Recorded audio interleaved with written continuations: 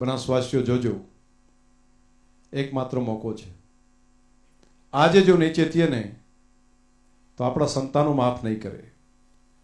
એવું બોલતા હશે કે અહીંયા ઝાડ થતા, એવું બોલશે અહીંયા બાજરીઓ પાકતી, એવું બોલશે અહીંયા મગફળી પણ થતી, અહીંયા ઘી અને દૂધની નદીઓ વહેતી.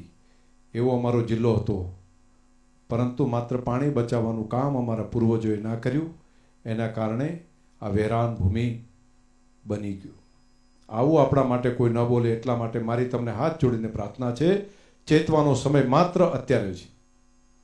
અને આ મારા માત્ર સંવેદનાના શબ્દો નથી, જે દ્રષ્ટિ સામે જોઈ રહ્યો છું. જો આજે તમે ને હું ભેગા મળીને નહીં કરીએ તો ઇતિહાસ આપણા સંતાનો માફ નહીં કરે.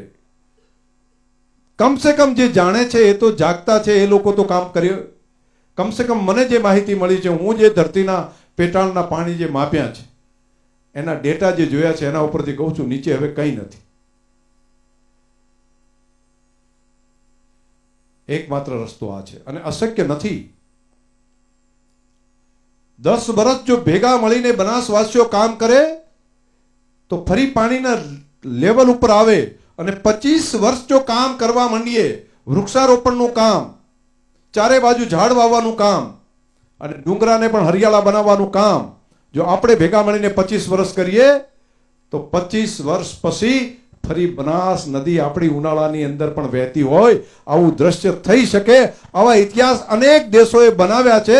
આપણે પણ આવું કરી શકીએ, આપણા હાથમાં છે. માણસની મજૂરીથી આ થઈ શકે એવું છે. અને માણસ મજૂરી કરે તો પ્રકૃતિ મદદ કરે ને કરે. આમાં કોઈ બેમત નથી. વૃક્ષ થશે તો વરસાદ 1000% આવશે, અને વરસાદ આવશે તો હરિયાળી ફરી પાછી આ ધરતી ઉપર થશે.